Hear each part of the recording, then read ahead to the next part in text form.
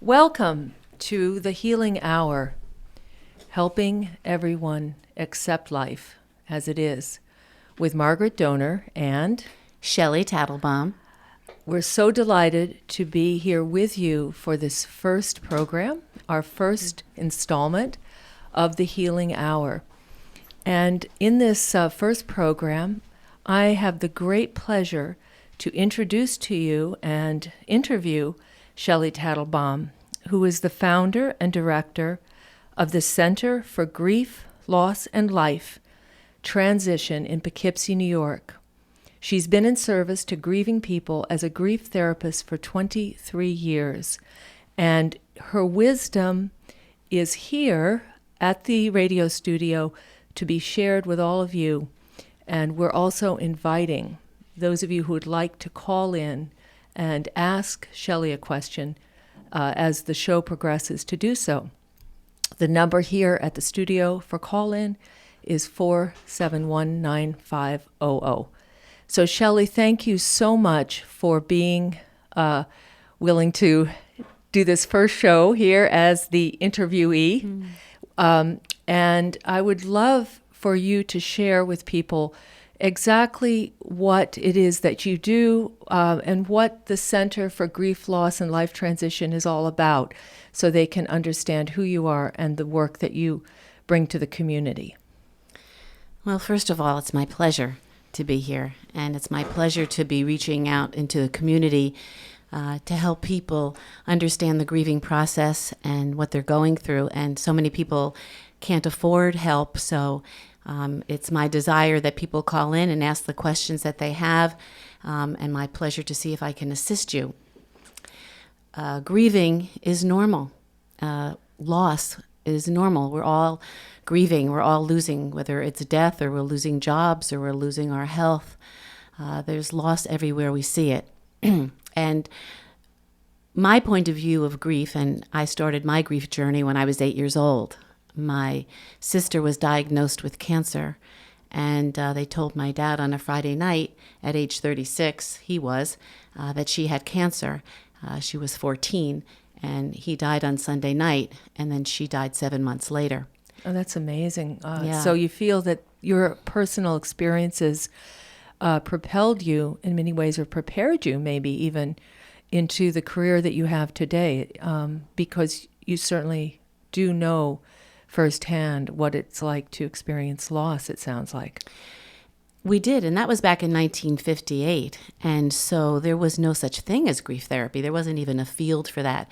In fact, in those days, if anybody went for any kind of therapy, you were stigmatized as crazy.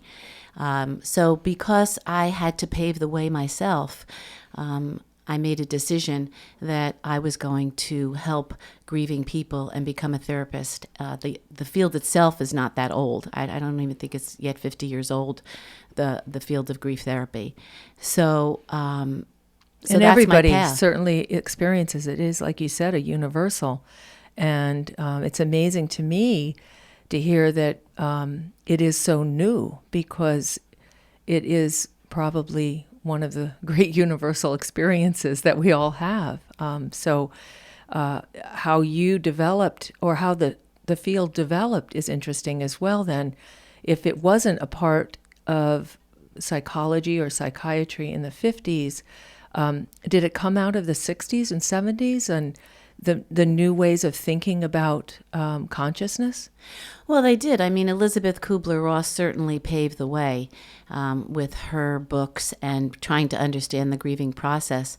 And then there have been so many other wonderful humans who have done research in the fields of grieving, but then going forward and taking it even to a deeper level, because we can't escape the pain of grief. No human can get away with not feeling the pain. My job is really to raise awareness for people that they don't have to suffer. We create a lot of suffering around our grief, which is unnecessary, but the pain is unavoidable. So when you say that for you, heal means helping everyone accept life as it is, it means helping people to move through their grief, not to deny their grief, and to use it as part of their journey even for further growth as a person. Would you say that's true? It's completely true. Sometimes we have to be broken wide open in terms of being on our knees to be open to other ways of seeing things in this world. And grief certainly is a place where you go into that dark night of the soul and have to really be with that pain so that you can grow through it. Not run away from it, not avoid it, no drinking, no drugging, no shopping, no overworking to try to run away from it, because you give power to the pain when you do that. So it's really learning. There's actually 4 tasks of grieving. Oh, I'd love to hear those. You'd share those, yeah. Yeah. Well, the first one is to accept the reality that it happened. So, of course, the mind knows that it's happened. We see a person who's dead and it's in our mind. But it takes about 6 to 12 weeks for the heart to really get it, because it doesn't want to get it. It says, no, this is a nightmare. I'm going to wake up and Are you in it's over. shock in those 6 weeks? You're Is definitely, absolutely in shock. And it's what I call the Novocaine stage. You're just in Novocaine. Yeah. You're in it, you see it, it's surreal, but you're not really feeling the full extent of the experience, because if you did all at once, most of us wouldn't get up. It's a way, just like in a car accident. If somebody's in a car accident, they go into shock. We do that to preserve the body, and it's the same thing with grief. Our psyche goes into shock. It protects itself, in other words. Absolutely. Okay. And so it takes 6 to 12 weeks, and about 12 weeks or so, approximately, this is the universal, not the personal journey, is that when the numbness and shock wear off, when Novocaine wears off, what happens? What happens? But pain comes in, Well, you right? start to feel, Yeah. and that is, I would think as well, when some of even the physical symptoms might start to, that you get that horrible feeling in your stomach. Exactly. And all the rest of that goes along with it. It's not just in the mind, I would think. You are so right. It is so incredibly somatic. That's when people experience chest pains and anxiety and gastrointestinal things and headaches. And, it goes right into the body. And so when the numbness and shock wears off, you are really feeling it. And so the second task is actually to experience the pain. So Wow, must be hard to convince people that that's a stage that they have to go through in your counseling work. It's like saying, put your hand on a hot stove. Exactly. But actually, that's the place where you become empowered. So you don't give your power away to the pain. So if you're angry, my job as a grief therapist is to find healthy ways of expressing that anger. Or if you're feeling guilty, to reality test it out. How real is that guilt? What is it really? And the sadness, to be able to provide space to allow the passage of sadness to come and know that it won't overwhelm you. If you don't mind me just interjecting here, you did mention a word, guilt, and I thought that was interesting, because most people, when they're thinking about death of a loved one, they don't immediately think that would be something they'll feel or experience, would be guilt. But that must be at times a feeling when someone feels, I didn't do enough, or I should have been there for them, or at their bedside, or I should have said that before they died. And I can imagine that with all these emotions you're talking about stirring up, it must be even hard for the person who's going through it to identify their own emotions. Do you help people identify what they're feeling? Well, sure, because I tell them that if you're saying what if and if only, what if I did this, if only I did that, that's an expression of guilt. Oh, I see. Okay, that's very helpful, I think, for people to know. So if they're hearing themselves speak that, then they're carrying guilt, and they probably, even as we were saying, manifest that in their body as well. They do. And so the way in which I deal with that is to give them 3 words: under the circumstances. Under the circumstances, with what information you had at the time it was happening, did you do the best you could? You can't look back in hindsight, because that's not helpful. What's really real is what happened at the time it happened. So under the circumstances, with the information I had at that time, did I do the best that I could? And that kind of really snaps people back into that place where they realize, wow, I couldn't do any more than I had. And if they do have real guilt, some people have real guilt. I mean, a drunk driver who kills somebody has real guilt. That's real. Yeah. And so that's going through a path of, learning how to forgive yourself on some level, and that's a whole different kind of path to walk. But the normal grieving of if only and what if that people experience, which is not real because they put it upon themselves because they wanted to do more to be able to bring them back.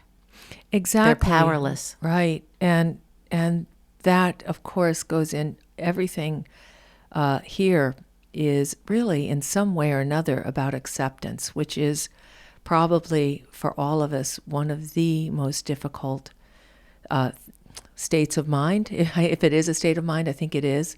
A state of being to live with is acceptance. Some things we can't change and we just have to accept. Well, it's interesting that you use that word acceptance. I didn't go through the rest of the grieving process, but to just answer that question now, the paradigm I use in grieving, in grief therapy, is that you have to accept that the person has died.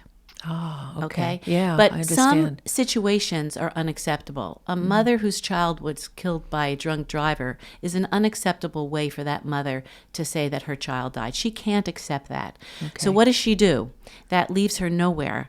So I don't really go for the acceptance piece from that place. I Right. go to a place called, how do I learn how to live with this Okay. in a way that I have some kind of meaning and purpose back in my life again? Because I can't get to this place of acceptance. You know, when I'm 8 years old and my father and sister die, and you say, well, you have to accept you went through your whole life without them. Right. Well, you know, that might be a big pill for me to swallow. Okay. So I've had to learn how to live with it with meaning and purpose. They weren't here for me to see my graduations from grade school, high school, college, marriage, children. Going through a lifetime of not having them can be, you know, unacceptable. Of course, I've accepted it because Right. I've gone on my own personal journey. Right. But at the beginning of this, for people, they can't get to that acceptance place. They fight that. Right. I can see why that would be very true. Yeah. Yeah. So some people have a real trouble with saying, well, you know, you just have to accept this. Really? I don't think so. Right. And certainly that allows them to feel more comfortable with you because you're not asking them to accept something that they can't. That's right. I Yeah. meet them where they are. You meet them where they are, exactly. Yeah. So the acceptance may come in for the self when guilt is present, accepting you did your best. Right. But it isn't necessarily transferable to the idea of accepting the manner of the death or even for, you know, a mother that her child did die. Right. Yeah, okay. That I is so understand. beautifully put, Margaret. You really Yeah. hit it. You got it. Yeah. And so, you know, there's certain places where we do have acceptance, but you have to really not look at that as just an umbrella word, a big word. You have to kind of Right. break it down. It's just like hope when people, I also do anticipatory grief when people are dying and getting them ready to die. Oh, which would be like, to some extent, they do in hospice, is that correct? Yes. Yeah. As a matter of fact, I was one of the people who in the 80s started the, you know, chartering of the first hospice here in Dutchess County. Oh, that's wonderful. And I was the director of volunteer and bereavement services back then. Oh, wow. Until I went and created the Center for Grief. Yeah, so this is something you've devoted your entire life to, and you certainly understand it in all its aspects. I do, but I'd love to continue, just finish the grieving process Yeah. so we get those 4 tasks out Yeah, to people. let's So do the that. first one is to accept the reality it happened. The second one is to experience the pain. The third one is, how do I adjust my environment?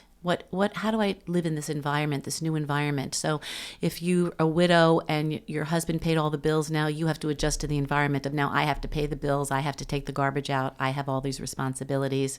If you're a mother who had a child die and they say, how many children do you have? Now you have to kind of go in and say, well, what do I say? You know, I had 2, now I have 1. Do I say I have 1? How do I adjust to the environment now? Because now it's a new environment. So that's the third task. And then the fourth one's my favorite, actually, because it really is a journey. And the fourth one is, how do I go on living with meaning and purpose back in my life? Which means I have to create a new identity for myself, because whoever I was before, I'll never be that same person again. It doesn't mean I can't be a more compassionate and loving person. It doesn't mean I have to be bitter. But I do have to recreate a new identity for myself. And then the whole belief system about death, like, where do we go? What happens? Is it a religious belief? What do we believe happens when people die? Because people have to have some kind of a frame for that. And if they don't, then it's such a big void that they freak out, and it could be an even crazier journey than it has to be, rather than somebody who has a faith in the unknown, and or a faith that we're energy and we don't die, or that we're with Jesus, or we're with God in heaven. So it's really an investigation of the belief system, where before perhaps we never really looked into it. It was just passed on from generations, and perhaps it doesn't fit for us right now. So what do I really believe now? And that's a journey. And then the other part of that is, how do I go on with meaning and purpose back in my life again? And how do I go on without leaving them behind? So many people are afraid to go on living because they feel if they do, then they're betraying the person who died, and they shouldn't be going on. I can imagine that would be very difficult. Yeah. So it's really my job as a grief therapist is to really move people through these 4 tasks of grieving, and to be a witness and to be present for them while they go through this journey. I wanted to go back and just illuminate a little bit more about the third point you made, which I thought was very interesting, and one of the more practical ones, which was the idea you said, now I have to pay the bills, and now I have to take out the garbage, or, whatever the situation was. Certainly in marriage and in partnerships that are long-term, tasks get divided, and we depend on one another to complete our lives. And I think that for me, certainly, that's a very interesting idea, is adjusting, as you said, to saying, even you mentioned children, but perhaps as even, are you married? Right. Right. And the word widow, people, they just kind of pull back from it. They wow, don't that's like what that. I am now? I'm a widow? Yeah. Or widower? And widower. And it's so hard to integrate. Now, I know really through all of this conversation and all of the explanation you've given us, there is overlying it perhaps, and certainly you can disagree with this, but perhaps you did mention this idea of faith and spirituality, or having something that they believe in, at least something that helps them through the most difficult first year, say, or something. And do you find overall that, or how do you find, is maybe the better way to say it, overall, that somebody's faith or religion either supports them or perhaps in some ways holds them back? What has been your experience with that? Well, really, it's both. Certainly when people are dying and they have not gone to church or, been in their faith, they get very frightened that they're going to go to hell and have all these amazing fears. And so it's really being able to sit with somebody and be able to see how real these fears are. I give this example of fear, the word fear, F-E-A-R, false evidence appearing real. Right. I've heard that. I think that's very interesting. Yeah. Yeah. And so, that's a really amazing question that you're asking, because faith can either so support you so much that you feel that the presence of God, and you feel the presence of angels, and you feel the energy supporting you, and it helps you through the grieving process because you can feel it supporting you. Right. Or it could be the opposite. You have no belief system. You don't know where they are. And so anxiety and depression become really enhanced because you don't have a notion of where they are and what's going on, and you become completely fearful.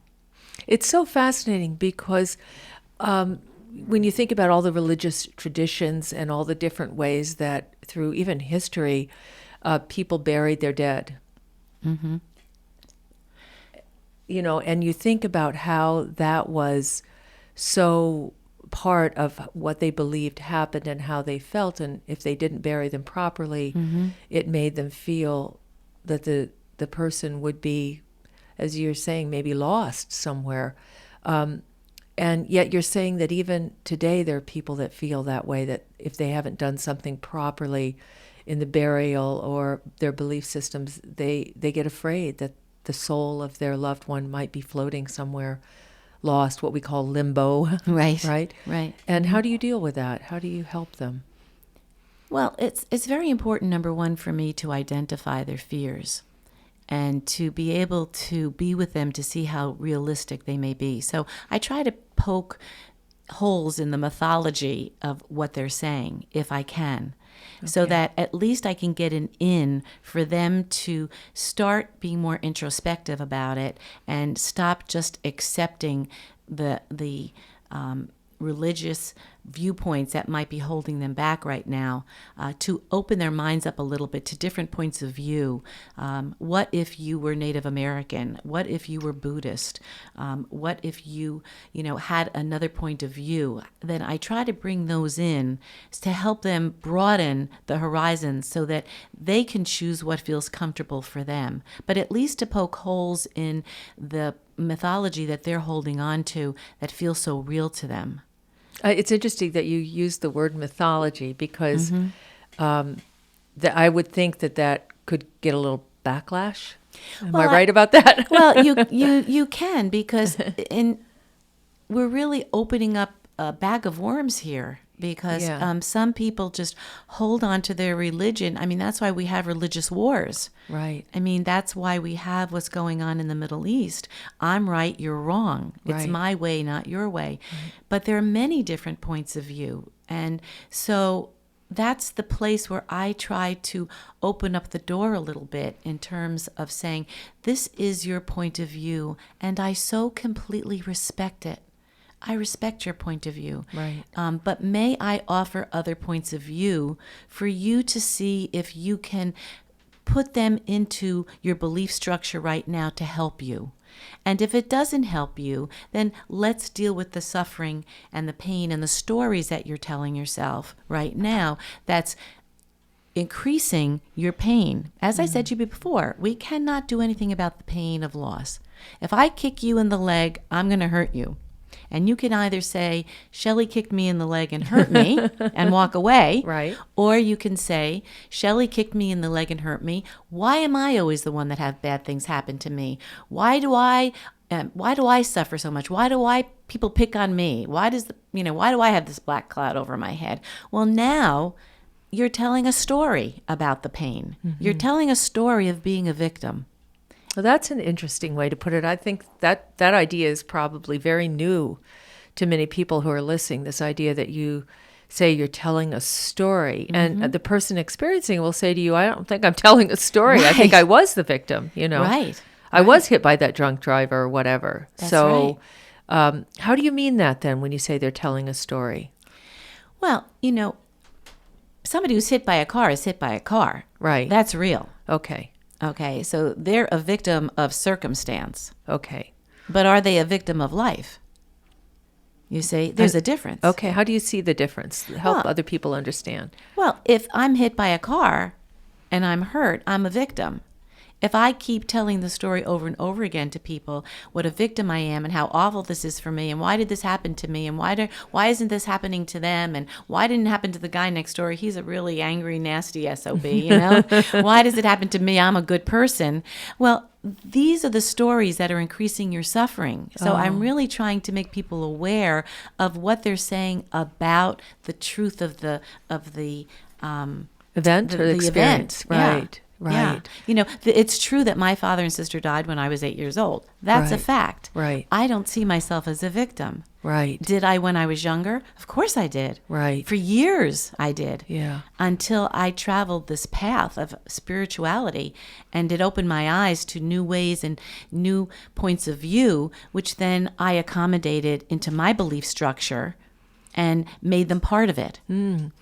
So, so there's something else that I am going to just talk about here in the middle of this, which is something I've always liked. When something happens, and I don't know that you can do it right away. Again, like you said, there's steps to grieving, and eventually you can consider any event from a little bit more distance. It's helpful. But this idea that I've heard that I've always really liked, which is to eventually be able to find a gift or a blessing in the event. And so if you were to look at the experience you had as a child and losing, loved ones, you would say, well, the gift and the blessing out of that was I have this amazing career. Correct. That I help others. That's right. And so for me, it always helps to find what is the gift and what is the blessing. How is this event strengthening me? It can be very painful, but oftentimes our most spiritual and profound moments arise out of these events. And I think about some of these, famous people, like Michael J. Fox is a good example, who has the Parkinson's disease. And they, rather than feel sorry for themselves and hide away, they try to take that event that seems so horrible and bring it out to the public and use it in some way as a life purpose. And so they found the blessing or a gift in it. They don't like it. They wish it didn't happen to them. Right. It's not a gift that we ask for. Yeah, or at least not consciously, depending on your point of view. Right. But it's certainly something that happens that we can transform. And that's what I think is kind of interesting about much of what you talk about, is that it's really transforming the grief. Right. And you and I are going to do a program on that. Margaret, Yeah. what's the number again for people calling in? 471-9500. If there's anyone who would like to call in and ask Shelley about a question that they are having, any issue that they're having with their family members or loss or grief, very welcome to call in and talk with her. So 471-9500. And the reason that I'm doing that is because, you're bringing up a really beautiful point, but it's all timing, Margaret. You can't tell somebody when their loved one has just died that it's a gift and a lesson, because they're going to punch you in the nose. Sure they are. So you say, what are you talking about? Yeah. But when somebody has gone through the journey and has come around to the end of the first or second year of their grieving process, that's when they can perhaps start looking back and seeing, oh, I get it. I see why this person died. I see what I need to do. I see my life path now going in this way, and it wouldn't have gone in this way if they were here. And so that's how that path starts. But you can never bring that up at the beginning of grief.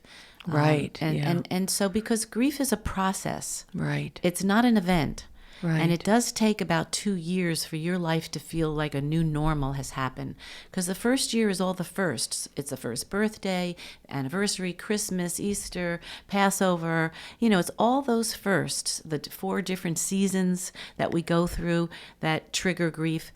And so after the first year, it's the second year it's like really real. Like, wow, they really are not coming back after the first year, where it's like magical thinking. So it really takes a couple of years for people to start to be open to this notion that you're talking about in terms of seeing the gifts and the lessons and the blessings of this. Right. Does that make sense to you? Yeah, absolutely. Because that's what I was saying. Sometimes, it takes time has to pass, and you have to have the long view before you can get to that level of understanding or process, if you ever do, I guess. Well, I compare it to like an impressionistic painting. Mm-hmm. If you're real close up to an impressionistic painting, you only see blobs of paint, right? Right. And you're in it and you don't see anything. But then when you step back, that's when you see the picture. Right. And then you can really have this understanding that you are, you're really, in this life. Perhaps the experiences of our life do have some purpose or some meaning. Absolutely. Personally, I feel that I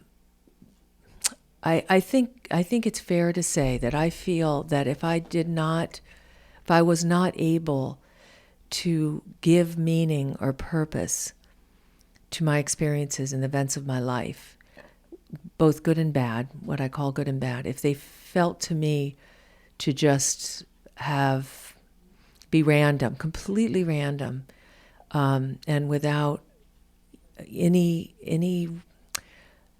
purpose or any ability, and even as I look at it, to grow my soul, to enlighten me, use the word enlighten. Mm-hmm. I think it would be, for me personally, very hard to get up out of bed every morning.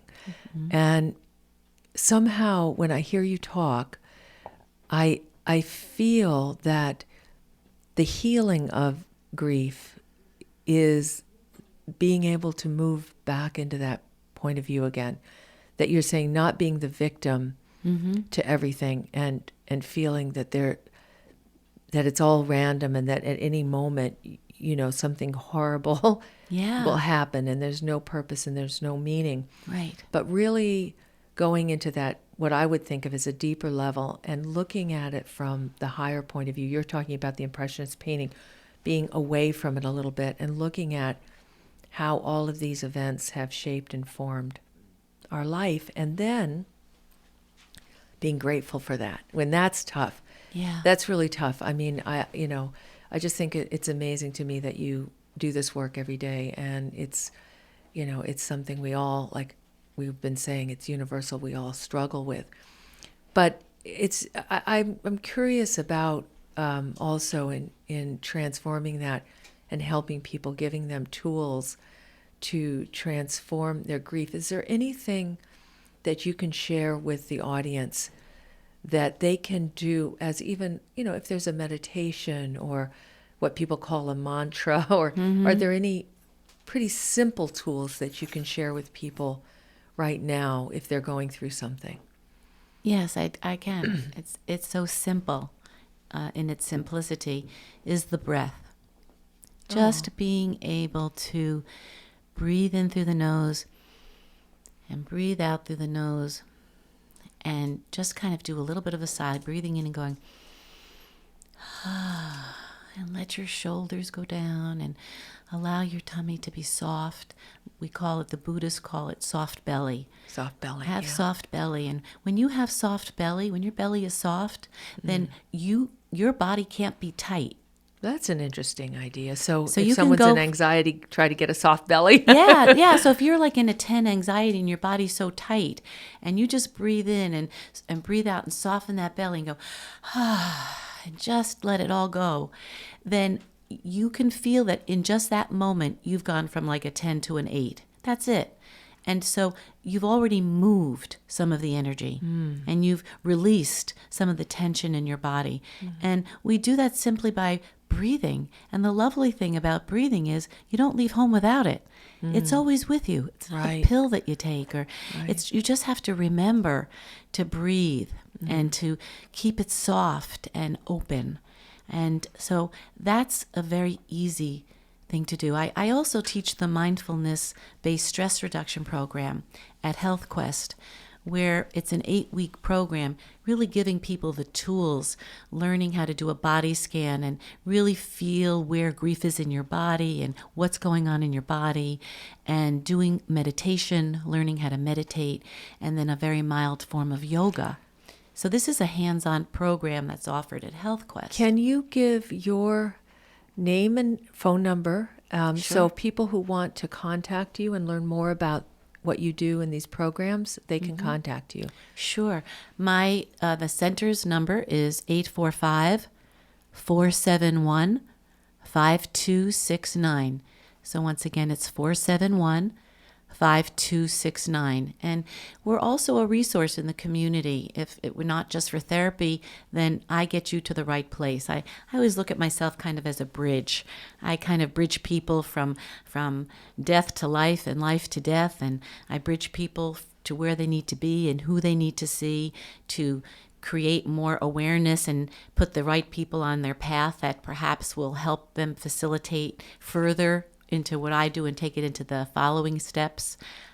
So I act as a bridge, bibliotherapy, what books to read, if you can't afford therapy. And so that's what I feel that I have to offer for the community. And I'm in service to grieving people. And your website what is the website link that they could look you up online as well? It's ShelleyTatelbaum.com. That's Shelley, ShelleyTatelbaum.com.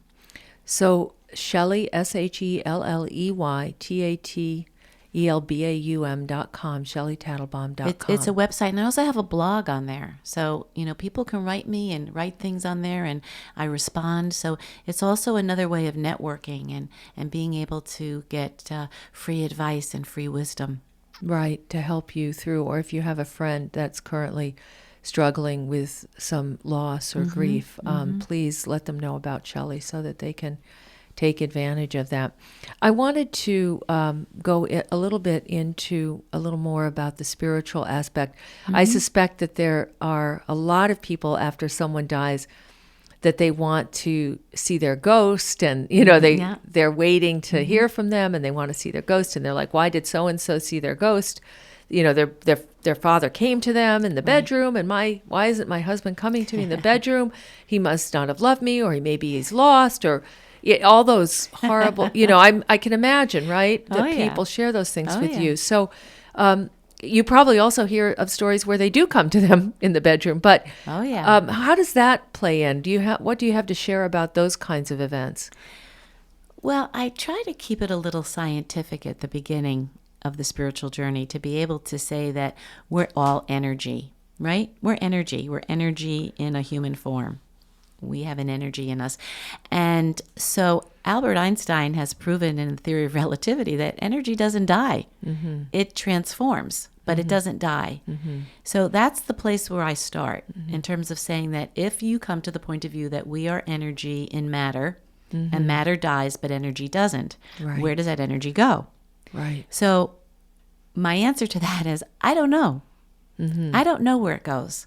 There are lots of different points of view of where it goes. I only know that it's there. I only know that I feel my father and my sister and my grandfather as guides throughout my life. They've guided me. I feel them around me. They've come to me.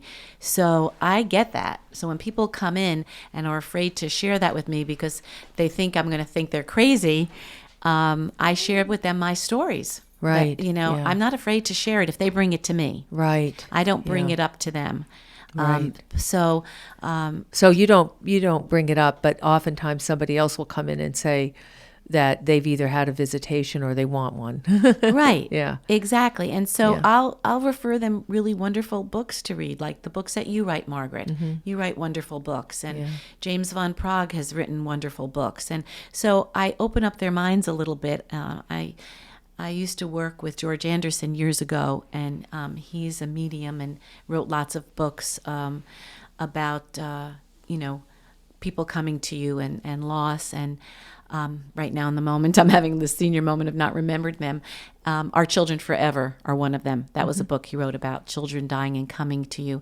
And so if people ask me questions about it, I'm very open and sharing my point of view, but I'm very respectful of where people are coming from. And a lot of people don't share that point of view, and they're very frightened by it and, have all sorts of names about it. And so I respect that. I respect where you are. Right. Because everybody's point of view is their point of view. It is their truth. Right. And I respect that. And then I have my truth that I also respect for myself. Right. Yeah. And so it seems like right now everybody in popular culture is very focused on that, with John Edward and the the talking with the dead loved ones, and then there's the ghost whisperer shows on TV and the paranormal and all of those. It's very popular right now. So the question, of course, that so many people the question, of course, that so many people have is, is that real? Is that faked? And can you control that and whatever? What I've sort of noticed you mentioned James von Praagh or John Edward and the famous mediums, oftentimes the person on the other side seems to be getting the attention of the medium, like in a group, and then the medium will say, is there anyone out there who has a grandmother who had red hair or whatever? Right. And so even these mediums don't seem to be able to control who comes through all the time. They can't. They are conduits for who wants to come through. And so it's sort of interesting because, of course, the person who's grieving, they want their person to come through. Right. But you mentioned the work that I've done. One of the things that I do is I work with the angelic realm as an angelic channel. And one of the things that I've found, as presented perhaps might be the best way to say it is my truth, is that one of the things that often happens is after somebody dies, they appear to go into what is almost like a cocoon phase, a resting phase. And so in that resting phase or that cocoon phase, particularly if they need a lot of healing, if the consciousness, you say, well, we're always energy. I like to say we're always consciousness. The consciousness is eternal; it never dies. So perhaps the consciousness of your loved one needs a rest. Right. And so if that loved one isn't contacting you, or a medium, even coming through a medium or coming through a channel, it might just be that they're in the resting phase, or they're focusing their consciousness elsewhere. And so I felt like an important thing to say to help reassure people is that even, if you go and see a famous medium and they're not getting information, it doesn't necessarily mean that they're not a good medium, and it doesn't necessarily mean that the loved one doesn't want to talk to you, but their consciousness is directed elsewhere, or it's healing. Right. So that's maybe a strange point of view to some people. And I know I've had experiences where someone's consciousness after dying has very much wanted to speak through me, Right. and has been insistent about it. And for as a medium on that level, that can be difficult. But I think from my experience is that there is this healing phase, and it's okay, and it to be respected, just like the person who's alive is doing a healing, the person who died might be doing a healing. That's and right. Not to feel bad, or that they're in limbo, or they're lost, or they're in purgatory. Well, you would call it a story that they put on it. Right. Don't put a story on it. Right. But just realize that if it's not happening, if you're not being contacted, that too is what is needed right at that moment. And it's okay, and not to feel that it's a rejection by your loved one. And I can imagine, it might feel a rejection if, you thought, well, everybody else I know is going to mediums and their loved ones are all talking through mediums. Right. How come mine isn't? And as silly as that might sound, I can imagine that could be another painful feeling. I want the contact after life.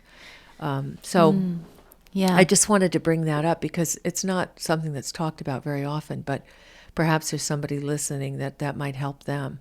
True, and one of the notions that I bring in as a teaching is a Buddhist, once again, point of view of the don't know mind. Instead of making up a story, oh, they're mad at me or angry at me, that's why they're not coming to me, to be able to just use the don't know mind. Look, I don't know anything. I just don't know. I don't know when they'll come, if they come. I'm just being open, leaving myself open and saying it's okay to come. Right. And to be okay when it's the right timing, it will come. So Right. I don't, just kind of presenting that I don't know. I don't know anything. And I wanted to... I only know I have faith. Right. And I wanted, as we continue this, to just put a little other piece in there, or aside in there, which is that when angels come and when dead loved ones come to help and assist, their signals can seem sometimes very subtle.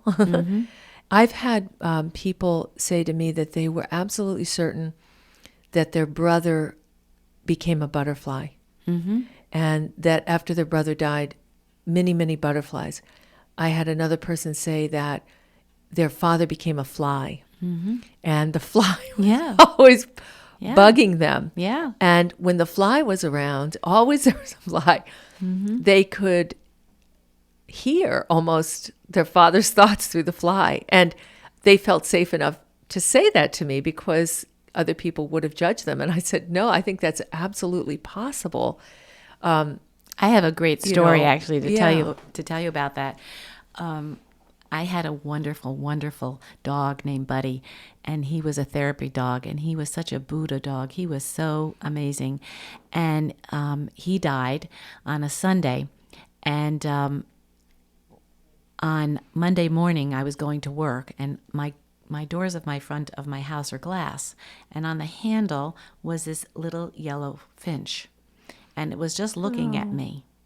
And it didn't move, and I just was looking at it, and I said to myself, okay, well, if you're Buddy, then I'm going to walk right up to the door and see if you move. And I walked up to the front of the door, and the bird didn't move. Wow. The bird just looked at me, and I looked at the bird, and then I said, I have to go to work. I'm looking at my watch, and I'm wanting to just stay here all day with the bird. And I said, well, I got to go to work. I'm late. And it was my first day of work without him. So, he was kind of letting me know, I felt, in a way, that here I am, and I'm okay. And I went to work, and as I drove out of the garage down the driveway, the bird flew over my car. Oh. So, people can say, oh, it's just a coincidence. But to me, it was a meaningful coincidence. Right. To me, it felt, you see, when I'm counseling people, I go by the quality of sensation in their body. If it feels real, it's real. Right. It's when it's in your mind that you keep thinking about it and make up the stories that's where there might be skepticism. Right. It felt so real, and I knew that it was the truth for me. And you know what? Another point of view on this, and I have to thank my husband for that, is, you know what? If it makes you feel good, then hold on to it. A lot of people are suffering in grief. We don't know what the real truth is. So if that makes you feel good and that's what you believe, then hold on to it. Right. If it doesn't make you feel good, then let go. Right. And it's just as real as anything else. Yeah, and it helped me. Mm-hmm. It helped me that day. I had this lovely little feeling in my heart of, wow, I had a little visit. Right. And I do believe that those events are divinely guided to let us know that we are being watched over and cared for as we go through these difficult processes. I had a client who I had introduced her to an angel, and I said to her that the angel was telling her that there were going to be very clear signs. Mm-hmm. Well, these feathers started appearing everywhere. She couldn't get away from the feathers. I thought that was so cute. The angel had a sense of humor. Mm. So even in her bedroom, a feather would be on her bed, a huge feather out of nowhere. Yeah. And of course, this gets us out of the realm of what you and I like to call the 3D. Right. What I can touch and see. This is the I think you're crazy part of people who don't have any understanding or have not had this kind of an experience. It's like anything else. If you haven't had an experience yourself, you're skeptical, and rightly so. But just keep your mind open. Right. Yep. And then and you were saying, and allow, and you might be amazed. Another person was talking about how they always found dimes, and they just knew that those dimes, every time they found the dimes, that it was their guide telling them that they were with them. So, it may sound crazy to somebody else, be a fly or a dime or a feather or a bird. I had a widow one of my first years in hospice, and I took care of her and her husband. Her husband was dying, and she was an amazing caretaker. And he died, and she kept finding pennies in her car. And she said, it's so weird because our favorite song together was Pennies from Heaven. And there you go. Yeah. And we don't know how they do it. No, it was like, wow. That was my first experience with that. It was like, wow. And we don't know how they do it. We can't tell them. We know how they get those pennies there. We just don't know. That's the don't know mind. We don't know anything. We humans think we know it all, but we really don't. And that gets us back to experience. We have to experience something to make it real, to make it real for us. And then we know. Right. Isn't it interesting too that I don't know if you've ever had this, but I've had other people, and I know I have this feeling that when you have an experience that feels like truth or even like a divine truth, you'll get tingling like in your scalp. Right. Or, some people say chills down their spine or something. Yeah. The hair on their arms. Yeah. That's and happened to me. It's almost like our subtle body, our energy body is vibrating with some kind of energy that's telling us that that this is real. So, these experiences that people have that are comforting them, and they're feeling something inside of them and it's feeling real. I think you're absolutely right. They need to hold on to them and allow those experiences. Some people are very left brain, and I've had people say, yeah, but I want that angel to come into the room and sit down in the chair and, be in the third dimensional human body and talk to me. Right.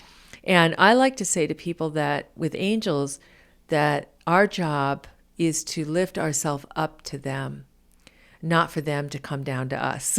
Because if they come down to us, then they're going to have all the same problems we have. And how are they going to be able to help us, right?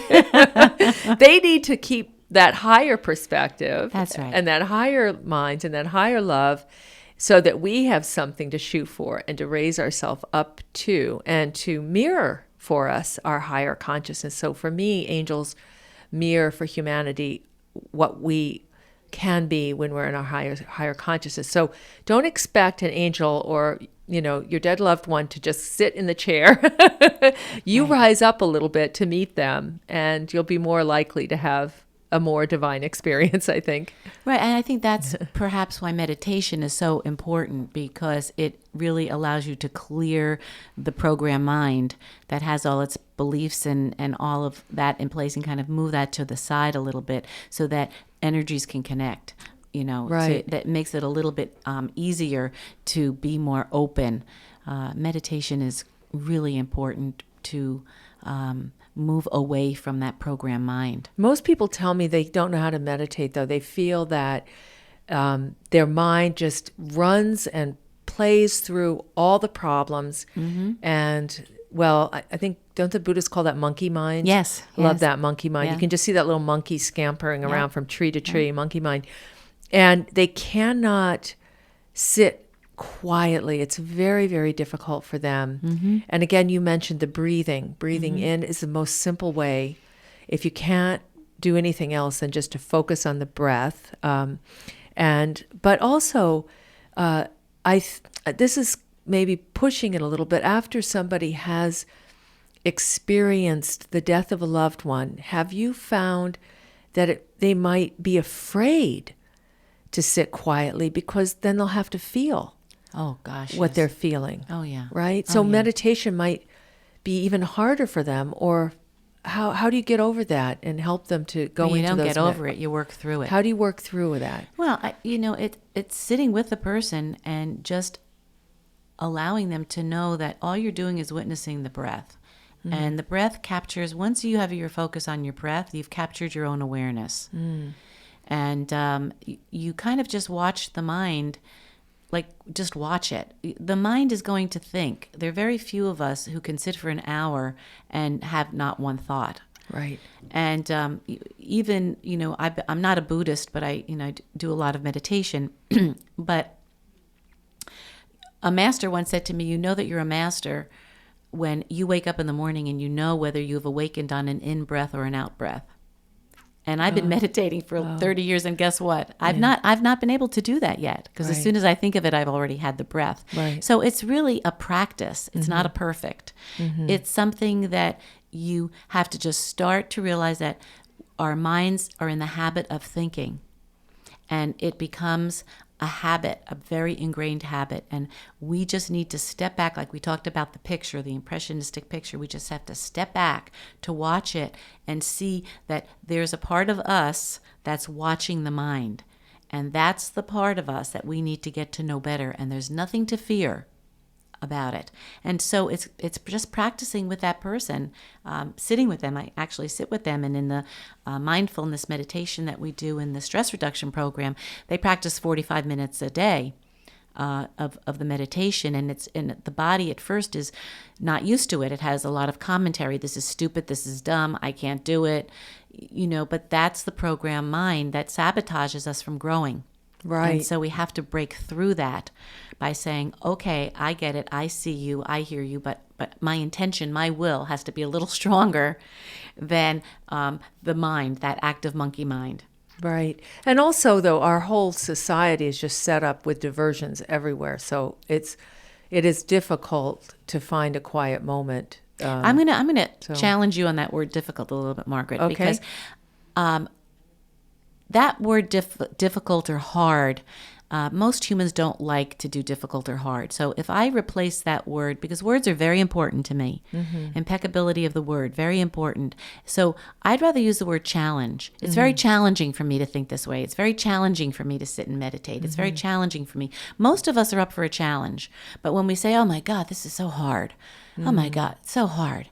Then the energy drops. Right. When you say challenge, the energy lifts a little bit. Right. So you might be more likely to take on a challenge rather than, oh my God, this is too hard. Right. Yeah. And I think I don't currently have a lot of young children at home and that kind of thing. But I think that the challenge to find time for yourself, for some people to do that process and to have the time, they just, I guess they have to make it, right? Right. You can't find time. Yeah. You need to make time. And Right. the thing about that too is desire. How strong is your desire to be free from suffering? How strong is that? How strong is your intent?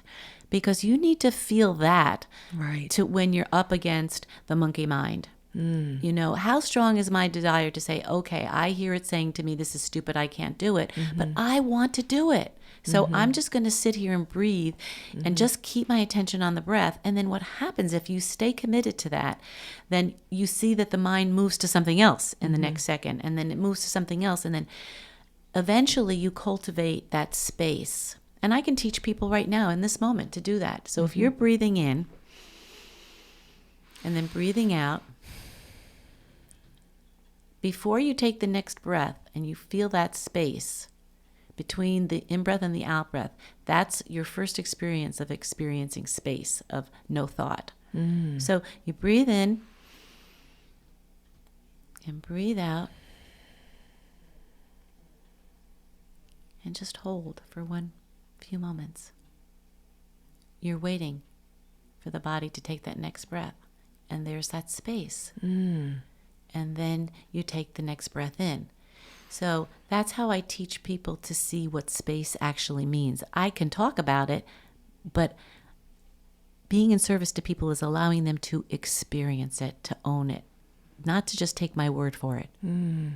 Did you feel that when you did that, Margaret? It's very calming. I think you probably put all the listeners to sleep with that, calmed them down as they were driving their car and everything else. But it definitely is. It's important to make the time to just sit. And I found it's amazing. It doesn't take a lot of time. I mean, just a couple of minutes of just some breathing in and breathing out and finding quiet can really restore sanity. Right. And when I had young children and I was meditating, you know, I had to do it like 5 o'clock in the morning because that's the only time the house was quiet. Everybody started stirring around 6, you know, going to school or crying or whatever was going on. So I was so committed that's what I did. Right. I found that hour in the morning because I couldn't make it any other time in the day. The day would get away from me. And then at night I'd be too tired. Right.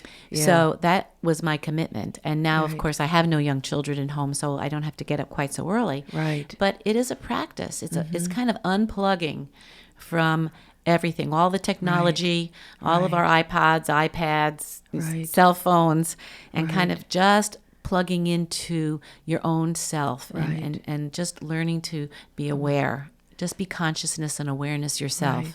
Right. I hope people are listening to this because I know we're getting toward the end here, but I can imagine that at those grief times, those difficult times, the easier thing to do that a lot of people would do is what you alluded to or mentioned a little while ago, which was perhaps reach for a drink.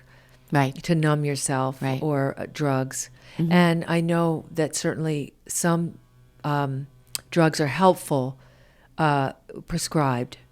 Well, in the beginning, just to get you through. Yes and no. Yes and no. Okay. Because it's been my experience that doctors, and I don't have anything against any doctors, my husband's one, but they medicate grief.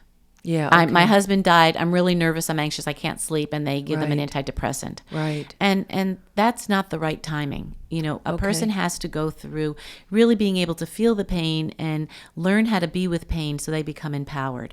And if people after a while can't do that, after, you know, about 6 or 8 months, and they're really just not moving through the grieving process because they just don't have the energy and the depression is so heavy, the reactive depression is so heavy, that's the time that perhaps you would like to prescribe an antidepressant.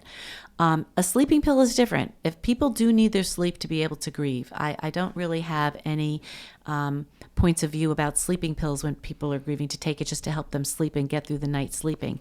But I do have an opinion about taking an antidepressant right away. Yes, it is appropriate at the appropriate time, but not at the beginning of grief. Because people have to feel the pain at some point, and what we resist persists. So if you don't do it now and you go through and about another 6 or 8 months another loss happens, then you're in trouble because you've not taken care of being able to cope with the other loss that you've had before. Now you're dealing with 2. It's interesting too, because at the very beginning of our conversation you mentioned that there was a period of time, which I think you said was about 6 weeks. Is that where you go into the shock numb phase? And 6 to 12 weeks. 6 to 12 weeks, and that's almost like the body is giving you a natural That's right. antidepressant. That's right. That's right. It is. Yeah, and maybe the drug, I don't know how it interacts with that chemical process, but it would, you know, I imagine that if you can allow your body to do the process naturally, if that's possible, that you will move through it more quickly. I think that's what you're saying. Well, you know, it's funny that you say that because look at birth. Some people choose to go through birth and have no medication. They want to have, you know, childbirth free of medicines, and that's their intent. And then all of a sudden they're going through it, and they need to have that epidural. You know, they've done the breathing, and at some point they say, "Oh my God, this is what I wanted, but I really can't do it." Yeah. And so then they have it. There's nothing wrong with that, but at least they tried by themselves. Okay. And it's that piece of birthing and grieving process or processes. They're not events. So you have to allow the process to wind its way, that energy to kind of go through what it needs to go through. Okay. All right. And so, we have the last few minutes. I want to just again mention your name, Shelley Tatelbaum, and her website is Shelley, Shelley, Tatelbaum, Tatelbaum.com, and her phone number at the Center for Grief, Loss, and Life Transition is, what's your phone number, Shelley? 471-5269.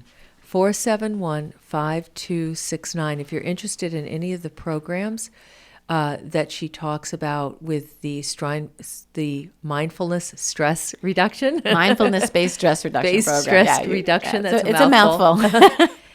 Or you need help with any kind of grieving or process that you're going through, please feel free to contact her. And if she can't help you, she will know where to direct you to get you the help that you need. And as we wind down and we look at this issue, which is obviously a huge one, is there any last words that you'd like to share with everyone to help them understand or assist them as they heal, helping everyone accept life as it is? Yeah. Well, the only words of wisdom that I feel that I can pass on right now would be that pain is unavoidable, but suffering, we don't have to suffer as humans. And just knowing that we don't have to suffer makes it more manageable, makes that pain more manageable. And I would also just like to say that I'm very excited about this program, Margaret, that you and I are cultivating to help the community, that we're going to be doing this on Fridays together and sometimes alone. And it's always been such a pleasure working with you and being with you and sharing our wisdom. We share it together, and now we have a platform to be able to share it with everyone in the community. Yep. So get the word out. We'll be here Fridays at 11 or 10. We're not sure yet. Oh, okay. We're not sure yet. That's how organized we are. It's a plan in progress. It's a plan in progress. But we will be here, and the phone number again is. Yes, and the phone number here is 471-9500, and we will be continuing our discussions on healing, on tools for healing, on spirituality. And as we get the show up and going, we hope you'll all feel free to call in and share with us your points of view and some of the questions and comments that you might have. So thank you. Thank you so much for being with us today, everybody out there. And Shelley, thank you so much for sharing your amazing wisdom Thanks, with the Margaret. community. Yeah. We love you. We love you. Love you all out there. Yeah. Bye. Bye.